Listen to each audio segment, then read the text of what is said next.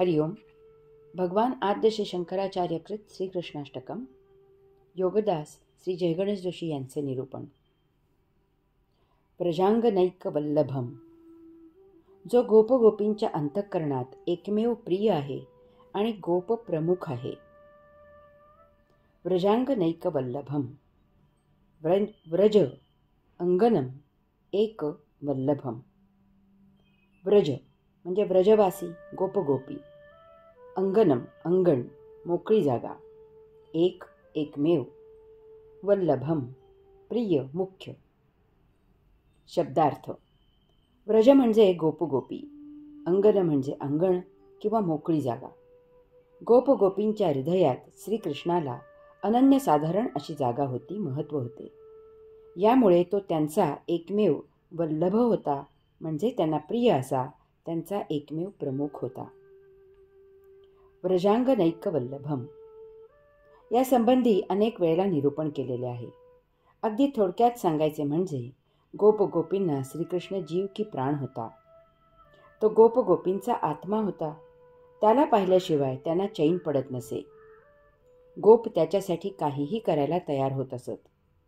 गोपी तर श्रीकृष्णाला दूध पाजल्याशिवाय शांत होत नसत.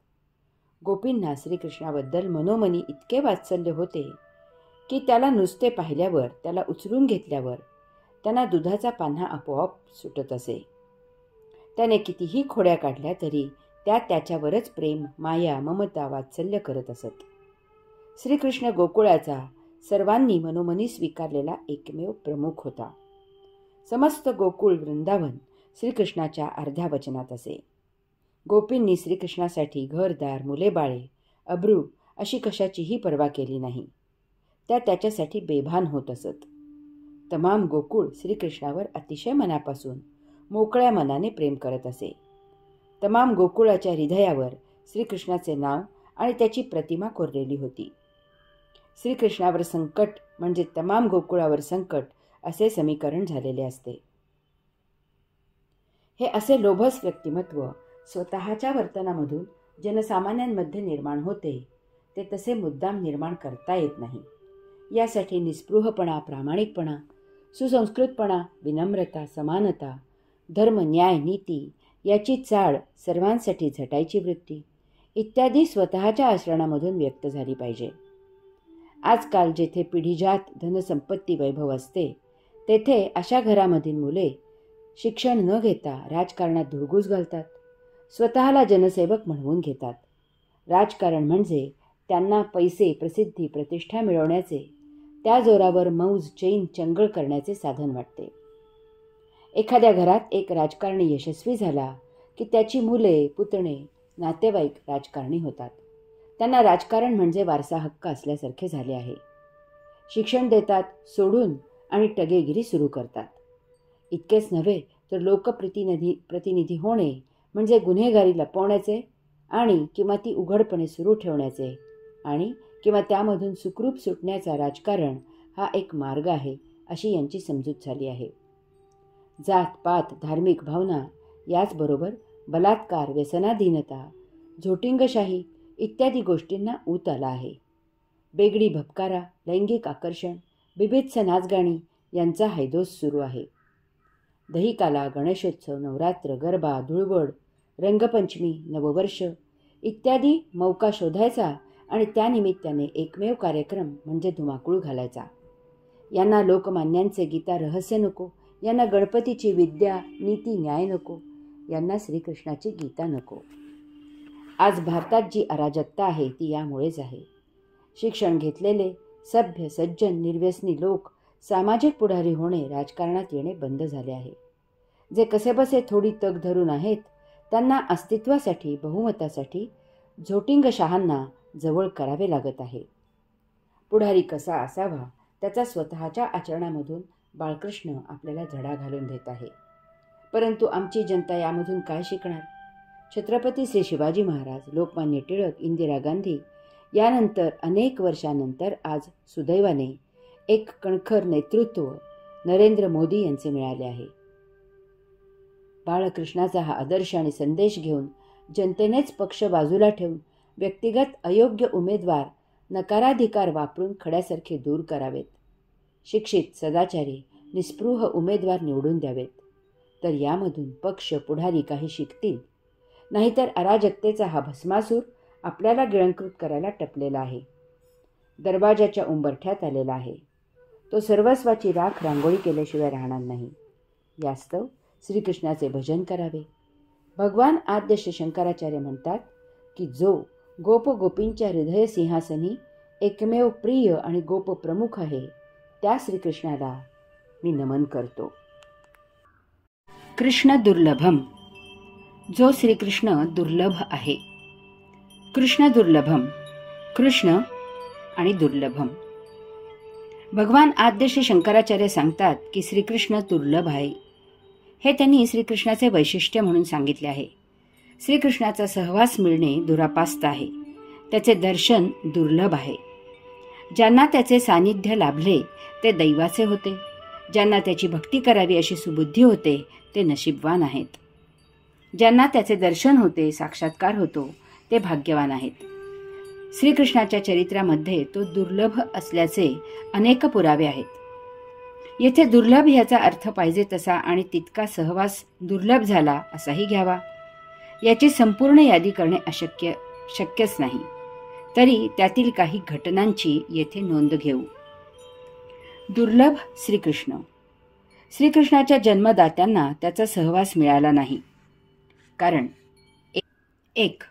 कंसाच्या भीतीने जन्म झाल्याबरोबर सुरक्षिततेसाठी बाळकृष्णाला गोकुळी पोहोचवावे लागले.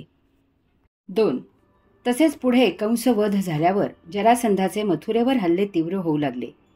आपल्यामुळे मथुरावासियांना त्रास नको म्हणून श्रीकृष्ण द्वारका नगरी बसवून तेथे राहायला निघून गेला. गोकुळवासियांना श्रीकृष्णाचा पूर्ण सहवास मिळाला नाही. श्रीकृष्णाचे अखंड बालपण गोकुळात गेले. तेथेच त्याचे संगोपन झाले. तेथे त्याला सर्वात जास्त माया, ममता, प्रेम, वात्सल्य मिळाले. तरीही अवतार कार्यासाठी त्याला 10व्या वर्षी गोकुळ कायम करता सोडून निघून जावे लागले. गोकुळ सोडल्यावर श्रीकृष्णाने ज्या गायी, गुरे, वासरे, गोवर्धन पर्वत, यमुना तीर यावर प्रेम केले ते सर्व त्याच्या सहवासाला मुकली. गोकुळ सोडल्यावर श्रीकृष्णाचे अवतार कार्य जोमाने सुरू झाले. यामुळे त्याच्यामधील नृत्यकला आणि बासरीवादन श्रीकृष्णाला मुकली. मथुरा हे श्रीकृष्णाचे जन्मगाव होते. ते त्याचे आजोळही होते. कंसवध झाला तरीही त्याला जरासंधाच्या त्रासामुळे मथुरेला राहता आले नाही. मथुरेतील रहिवाशांना श्रीकृष्णाचा सहवास मिळाला नाही. श्रीकृष्ण जरी द्वारकेला राहायला गेला तरी राक्षसांशी लढाया आणि पुढे महाभारताचे युद्ध यामुळे द्वारकेलाही त्याचा सहवास अत्यल्पच मिळाला. श्रीकृष्णाच्या अवतार कार्यामुळे त्याच्या कुटुंबियांना एक कुटुंब प्रमुख म्हणून श्रीकृष्णाचा सहवास जसा मिळायला पाहिजे तसा मिळाला नाही. श्रीकृष्ण सांदीपनी ऋषींच्या आश्रमी शिक्षणासाठी राहिला होता. तथापि त्याने अवघ्या 64 दिवसात सर्व विद्या आत्मसात केली. यामुळे तेथेही त्या आश्रमाला, गुरूंना, तेथील सवंगड्यांना श्रीकृष्णाचा सहवास फारसा मिळाला नाही. श्रीकृष्णाचा पट्ट शिष्य उद्धव म्हणजे जणू काही श्रीकृष्णाची सावलीच होती. तरीही त्याच्या मुक्तीचा काल समीप आल्याचे लक्षात येताच त्याला श्रीकृष्णाने बद्री केदारला तपश्चर्या करण्यासाठी जाण्याची आज्ञा केली. शिष्य सेवा करत आहे म्हणून स्वार्थाने त्याने उद्धवाला स्वतःजवळ जखडून ठेवले नाही. त्याला त्याच्या मुक्तीच्या मार्गासाठी मोकळे केले. हेच श्रीकृष्णाचे मोठे वैशिष्ट्य आहे. कर्मयोगाशिवाय त्याचा सहवास मिळणे शक्य नाही. अध्यात्माशिवाय त्याचे दर्शन होणे शक्य नाही. सर्वस्वीपणे लायक झाल्याशिवाय त्याचा साक्षात्कार होणे शक्य नाही. एवढे करून सहवास मिळाला, दर्शन झाले, साक्षात्कार झाला की तो तत्क्षणी दुर्लभ होतो. येथे माया, ममता नाही. आपण आपले प्रभुविभूचे काम करत असावे यासाठी श्रीकृष्ण आपण न सांगता सर्वतोपरी मदत करतो. न बोलावता दर्शन देतो. नकळत साक्षात्कार घडवतो. श्रीकृष्ण सेवा करताना जराही, किंचितही कसलीही तक्रार, कुजबूज, नाराजी दर्शवू नये. कारण जेव्हा तो मदत करत नाही तेव्हा आपल्याला त्याची आवश्यकता नसते. जेव्हा तो दर्शन देत नाही तेव्हा त्याची गरज नसते. जेव्हा तो साक्षात्कारी करत नाही तेव्हा ती वेळ आलेली नसते. अशा प्रकारे श्रीकृष्ण आपल्यासाठी दुर्लभ असण्यातच आपले भाग्य आहे. आपल्यासाठी तेच योग्य आहे. आपल्यासाठी तेच आवश्यक आहे. कारण जर श्रीकृष्ण आपल्यासाठी नित्याचा झाला तर आपल्याकडून त्याची अतिपरिचयात अवज्ञा होईल. द्वंद्वाच्या नियमाप्रमाणे त्याच्यापासून आपण दूर जाऊ. आपली भक्ती क्षीण होईल. भविष्यात आपण अभक्त होऊ. नित्यदिनी नित्यक्षणी श्रीकृष्ण आता केव्हाही येईल अशी आपण त्याची वाट पाहत असणे, यातच त्याची भक्ती अव्याहत सुरू राहण्याचे गमक आहे.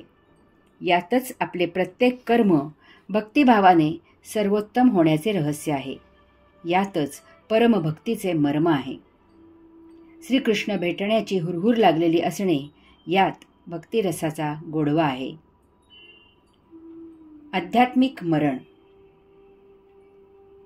पुराणे तत्व. आध्यात्मिक मरण हे शब्द आपल्याला जरी नवीन वाटले तरी हे तत्व नवीन नाही. आध्यात्मिक जनांना ते पुराणे आहे. पूर्वापार माहीत असलेले आहे. आता आपल्याला त्याचा विसर झाला आहे इतकेच. प्रथम भौतिक मरण म्हणजे काय ते सांगून नंतर मुक्ती म्हणजे काय ते सांगतो आणि त्यानंतर आध्यात्मिक मरण म्हणजे काय ते सांगण्याचा प्रयत्न करतो आणि मग सद्य विषयाला अनुसरून त्याचे निरूपण करतो. भौतिक मरण. भौतिक मरण आपल्या सर्वांना माहीत आहे आणि बहुसंख्यांना फक्त तेच माहीत आहे. गतजन्मीच्या संचिताचे गाठोडे घेऊन मातेच्या उदरी जन्म घ्यायचा. ते गाठोडे पूर्णरिते करण्यासाठी त्याला अनुसरून असा देह धारण करायचा. तथापि तसे काहीही न करता सहजच जे काही संचित कमी होईल तेवढे होऊ द्यायचे. जरी उपभोग संचितात नसले, ते नियतीने नैसर्गिकपणे उपलब्ध केलेले नसले, तरी देहाला सुखदुःख देत शक्य होतील तितके जास्तीत जास्त उपभोग घेऊन त्या गतसंचिताच्या गाठोड्यात भर घालत आयुष्य जगायचे. नंतर केवळ देहाची उपभोग घ्यायची क्षमता क्षीण झाली, देहपतन झाला, म्हणून ते संचिताचे गाठोडे घेऊन यमाच्या दरबारी यमधर्माप्रमाणे पुनर्जन्मासाठी दाखल व्हायचे. याला भौतिक मरण असे म्हणतात. मुक्ती. मुक्ती याचा अर्थ आहे वरील भौतिक मरण या मुद्द्यात सांगितल्याप्रमाणे जन्म घेऊन देह धारण करायचा, परंतु त्याचा उपयोग गतसंचिताचे गाठोडे रिते करण्यासाठी करायचा. त्यासाठी नैसर्गिकपणे नियतीसमोर जसे जीवन उपलब्ध करेल त्याप्रमाणे जीवन जगायचे. त्यात आपण काहीही म्हणजे किंचित जराही बदल करायचा नाही. मग हा बदल भौतिकदृष्ट्या चांगला असो किंवा वाईट असो. अशा वेळी आपल्या संचितात नसलेले चांगले किंवा वाईट असे दोन्हीही आपल्यासाठी सारखेच विष असते. कारण वाईट केलेत तर त्याचे वाईट भोग निर्माण होऊन नरक मिळतो आणि चांगले केलेत तर त्याचे चांगले भोग निर्माण होऊन स्वर्ग मिळतो. याचा अर्थ आपण मुक्तीला वंचित राहतो. अशा प्रकारे जीवनभर आचरण केले की आपले संपूर्ण संचित नष्ट होते. यथाकाळी देहपतन होतो. आपले संचित नसल्यामुळे आपण यमधर्मापासून मुक्त होतो. यमधर्म आपल्याला मुक्तीचे द्वार उघडून देतो. याचा अर्थ आता आपला पुनर्जन्म होणे थांबते. आता आपण देह धारण करत नाही. आपली द्वंद्वामधून सुटका होते. आपल्याला अद्वैतावस्था प्राप्त होते. आपण जेथून प्रथम या विश्वाची आत्मयात्रा आरंभली होती त्या विश्वकेंद्री योगधामी पुरुषोत्तमात त्या विश्वजननीत विलीन होतो. आपण मुक्त झालेले असतो. एका अंशात्म्याची विश्वयात्रा संपन्न होते. आध्यात्मिक मरण. आध्यात्मिक मरण याचा अर्थ आहे वरील उक्ती या मुद्द्यात सांगितल्याप्रमाणेच जीवन जगायचे. देह जीवित ठेवण्यापुरतेच भौतिकात राहायचे. त्यात आपण काहीही म्हणजे किंचित जराही बदल करायचा नाही. परंतु हे सर्व करून झाल्यावर उर्वरित जीवनात आत्मयात्रा करायची. प्रभुविभूचे कार्य करायचे. जसे जमेल तसे शारीरिक, बौद्धिक, आर्थिक, वैचारिक इत्यादी प्रकारे हे कार्य जीवनभर करत असायचे. हे कार्य पूर्ण झोकून देऊन करायचे. या अशा प्रभुकार्यात याशिवाय अन्य जीवन राहू नये. या देहाला या फक्त एकाच प्रभुकार्याशिवाय अन्य भावविभाव नसावेत. या अशा प्रभुकार्यात इतके रत राहायचे, इतके मग्न व्हायचे, इतके गुंतून जायचे की पाहणाऱ्याला खात्री व्हावी की हे कार्य तो प्रभुविभू स्वतःच करत आहे. हा त्या प्रभूचाच अंशात्मक अवतार आहे. असा देह अवध्य होतो. तो कधीही पतन होत नाही. त्याचे व्यवधान सतत टिकून असते. तो सदा सतेज, तेजपुंज, परिपूर्ण, ऊर्जामय असतो. असा देह सदा उल्हसित, उत्साही आणि उन्मेषपूर्ण असतो. अशा देहाला कधीही थकवा येत नाही. असा देह त्याच्या जीवित असलेल्या कालावधीपेक्षा सदा तरुण, यौवन, लहान दिसतो. तो कालातीत होतो. त्यात सदा ऊर्जा, चैतन्य सळसळत असते. अशा देहाकडून सतत प्रभूचे कार्य सुरू असते. अशा देहधारीला विचारले की आपण हे अमुक कार्य का आणि कसे करता, तर तो गोंधळतो. त्याच्याकडे याचे उत्तर नसते. तो इतकेच सांगतो की मी काहीही करत नाही. कोणी अद्भुत शक्ती माझ्या देहाकडून हे सर्व करवून घेत असते. मी अलिप्त, विरक्त, साक्षीत्वाने आहे. आता महाविलक्षण, अघटित, विस्मयकारक घडते. अशाचा देह पतन होण्यासारखे काहीही कारण नसताना तो पतन होतो. कारण त्यामधून अंशात्मा निघून जातो. असा पतन झालेला देह लौकिक अर्थाने बहुधा सापडत नाही. कारण बहुतांशी त्याचा तो पंचमहातत्वात विलीन होतो. त्यातून असे घडण्याआधी तो सापडला तर भाविक त्याचे समाधी, मंदिर बांधतात. त्याची पूजा केली जाते. हे आध्यात्मिक मरण असते. कारण अशा अंशात्म्याला प्रत्यक्ष पुरुषोत्तम स्वतःच विलीन करून घेतो. ही मुक्ती नसते, मरणच असते. कारण जेव्हा काही प्रभुकार्य करायचे असते तेव्हा प्रभुमर्जीने अशाला पुन्हा देह धारण करावा लागतो, जन्म घ्यावा लागतो. द्वंद्वाचा नियम पाळला जातो. असा संचितापासून, यमधर्मापासून, मुक्तीपासूनही मुक्त झालेला असतो. परंतु जन्म मरणापासून मुक्त नसतो. प्रभूच्या मर्जीने यावे, प्रभूचे प्रभूला पाहिजे तसे आणि तेवढे कार्य करावे. त्याने बोलावले की तेथून प्रस्थान ठेवावे. याला मुक्ती म्हणायचेच असेल तर ही अत्युच्च मुक्ती असते. कारण ती स्वतः पुरुषोत्तमाकडून साध्य झालेली असते. तो त्याचा महाप्रसाद असतो. परंतु ही सायुज्य मुक्ती नसते. त्याचे कारण समजावून घेऊ. आध्यात्मिक मरण आणि सायुज्य मुक्ती. आता या दोन्हीमध्ये फरक असा आहे की आध्यात्मिक मरण हे प्रत्यक्ष पुरुषोत्तमाकडून प्रदान केले जाते. तो त्याचा महाप्रसाद असतो. तथापि सायुज्य मुक्त स्वतःच्या मर्जीने देह सोडतो. आध्यात्मिक मरण पावलेला पुरुषोत्तमाच्या मर्जीने येथे पुन्हा जन्म घेतो. तथापि सायुज्य मुक्त स्वतःच्या मर्जीने येथे जन्म घेतो. आध्यात्मिक मरण पावलेला पुरुषोत्तमाचे कार्य पुरुषोत्तमाच्या मर्जीने करतो. तथापि सायुज्य मुक्त स्वतःच्या मर्जीने प्रभू कार्य करतो. आध्यात्मिक मरण पावलेला पुरुषोत्तमाचे कार्य पुरुषोत्तमाच्या मर्जीने करतो. तथापि सायुज्य मुक्त स्वतःच्या मर्जीने प्रभू कार्य करतो. आध्यात्मिक मरण पावलेला त्याचा देह बहुतांशी स्वतःच पंचमहातत्वात विलीन करतो. तथापि सायुज्य मुक्त झालेल्याचा देह इतरे जन पंचमहातत्वात विलीन करतात.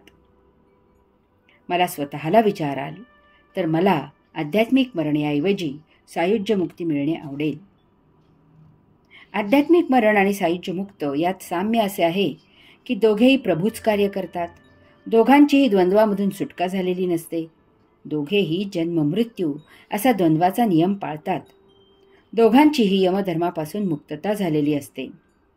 सद्य विषयाला अनुसरून आध्यात्मिक मरण याचे निरूपण आपण श्रीकृष्ण ज्यांना दुर्लभ झाला त्यांची थोडीफार उदाहरण म्हणून यादी तयार केली.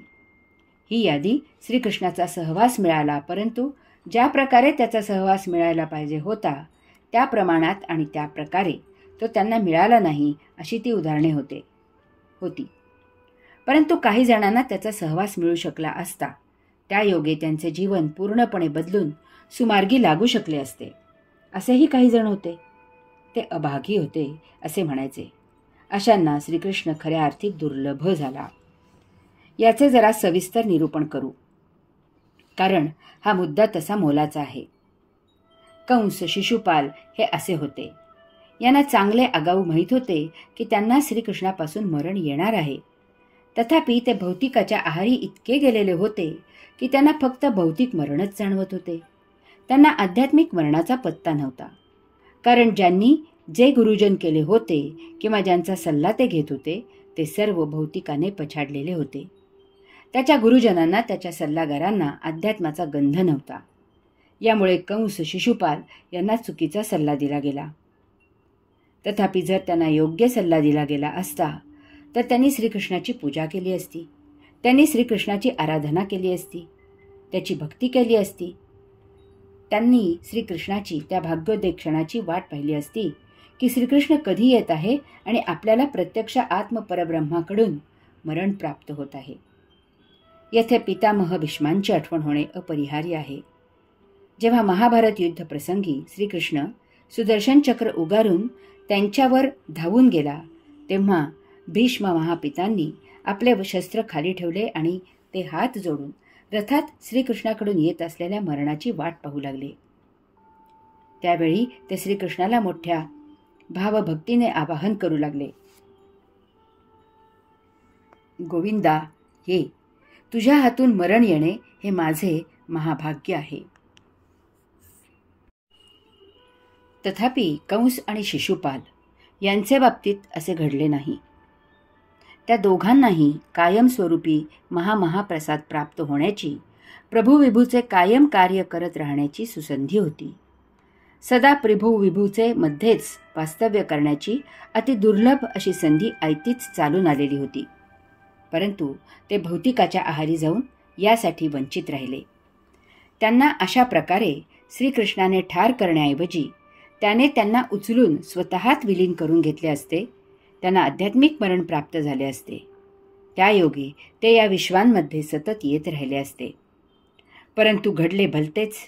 श्रीकृष्णाने त्यांना शस्त्राने ठार केले आणि ते या विश्वात पुन्हा यायच्या लायकीचे नाहीत असा न्याय करून त्यांना कायम करता स्वतःमध्ये विलीन करून घेतले.